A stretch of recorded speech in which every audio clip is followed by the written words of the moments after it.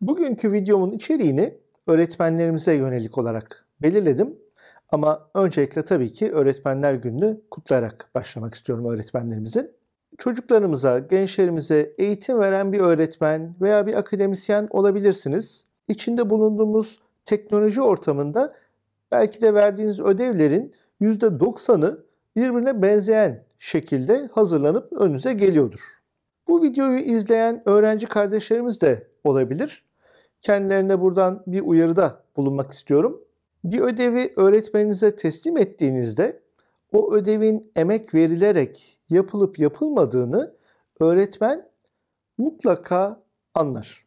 Eğer öğretmeninizi kandırdığınızı düşünüyorsanız kesinlikle yanılıyorsunuz. Büyük ihtimalle öğretmeniniz sizi mahcup etmemek için inanmış gibi gözükebilir. Bu yüzden lütfen hiçbir zaman bir öğretmeni kandırabileceğinizi düşünmeyiniz. Gençlik yıllarımda ben de benzer yanılgıları yaşadım ama zamanla bir öğretmeni kandırabilme diye bir şey olmadığını öğrendim. Şimdi videonun başlığına geleceğim. Google'lanamayan sorular başlığımız. Bu başlığı özellikle tercih ettim çünkü günümüzde Google'lamak diye bir kelime gençlerin dilinde dolaşıyor. İngilizce'de Google it ifadesi bizde Google'la olarak yerleşmeye başladı. Bu konunun detayına girmeden önce bir insanın nasıl öğrendiğini konuşalım. Bununla ilgili birkaç şey söyleyerek başlamak istiyorum. Öğretmek, önceki nesillerde elde edilen bilgi birikimlerinin sonraki nesillere aktarılması süreci olarak geçer. Bilgi birikimleri ise kategorilere ayrılmıştır. Örneğin matematik, tarih, coğrafya, felsefe, fizik, kimya gibi bilgi birikimleri mevcuttur. Peki bir öğrenciye bilgi birikimleri nasıl aktarılır? Birinci adım o bilgi birikiminin getirdiği kavramların aktarımı yapılmalıdır. Yani o konudaki temel kavramların tanımları öğrencilere öğretilir. Konu ilerledikçe cümle içinde kullanılacak kelimeler baştan tüm öğrenciler için anlamlı hale getirilmelidir. Burada ne yazık ki kavramları öğrenmek öğrenciler için derslerin en sıkıcı zaman dilimleri olarak görülür. Halbuki kavramlar net değilse öğrenciler hem sonraki konuları anlayamayacak hem de ödev veya sınavda vereceği cevaplar hatalı olacaktır. İkinci adım bilgi birikiminin içerdiği olay ve şahısları aktarmak diyebiliriz. Öğrenciler bir konuyu öğrenirken o konuyla ilgili şahıslar, karakterler hakkında ve yaşanan olaylar hakkında bilgi alırlar. Böylece zihinlerinde canlandırıp konuyu daha net bir şekilde öğrenebilirler.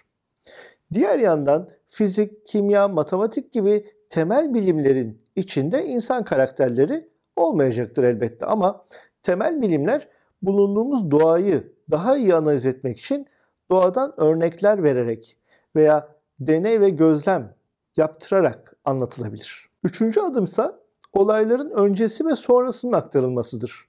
Bu konu bazen öğrencilerin merakına bırakılabilir, bazen de konunun bütünlüğünün net anlaşılması için eğitmen tarafından anlatılabilir. Şimdi gelelim videomuzun esas konusuna. Öğrencilerin konuya hakimiyeti bu ön şartların sağlanmasıyla mümkündür. Öğrencilerin bir konuyu daha derinlemesine anlamaları ve konu hakkında yorum yapabilir hale gelmeleri için verilecek ödevlerin içeriği çok önemlidir. Öğrencilere verilen ödevlerde 4 temel özelliğe odaklanmak gerekir. Birincisi benzersiz soru olması.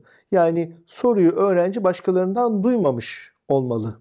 İkincisi anlamlı soru ki öğrencinin kişiliğinin, karakterinin oluşmasına yardımcı olacak ve kültürel bilgi birikimini olumlu etkileyecek özelliğe sahip sorular olmalı. Üçüncü özellik araştırma odaklı soru, yani keşfetmeyi ve denemeyi gerektiren soru tipi. Dördüncü ise açık uçlu soru, yani okuma ve deneme çalışmalarından sonra bir fikir geliştirebilme imkanı olan soru tipleridir diyebiliriz. Sorularda olması gereken temel özellikleri de konuştuktan sonra birkaç soru örneği paylaşmakta fayda var. Örneğin, teknolojik gelişmeler aile içindeki güç dinamiklerini nasıl etkilemektedir şeklinde bir soru çok açık uçlu ve çok yoruma dayalı bir sorudur.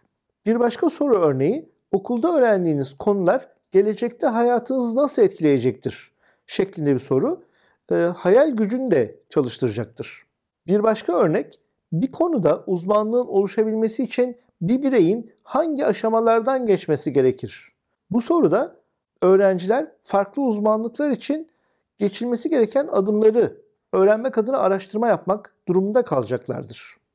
Bir başka ve son örnek, Orta Çağ'da kale içine inşa edilen şehirlerin zaman içinde ortadan kalkmasının sebepleri ve bu durumun iktidar sahiplerine olan etkileri nelerdir? Şeklinde yine çok yoruma açık ve araştırmaya dayalı bir soru hazırlanabilir. Eğitmenler uzmanlıkları çerçevesinde öğrencilerine öğretmek istedikleri konuyu ilginç soru cümleleri haline getirerek konu hakkında daha detaylı araştırmaya öğrencileri yönlendirebilirler. Soru ne kadar ilginç olursa öğrencilerde merak uyandırmak ve araştırmaya yönlendirmek o kadar kolay olacaktır.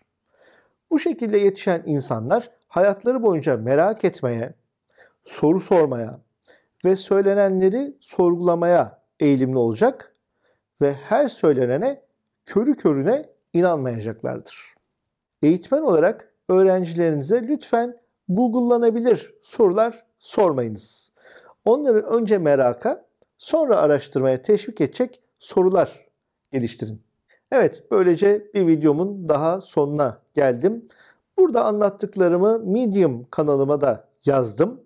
Açıklama kısmında ilgili linki bulabilirsiniz. Bir başka videoda tekrar görüşmek dileğiyle, hoşça kalınız.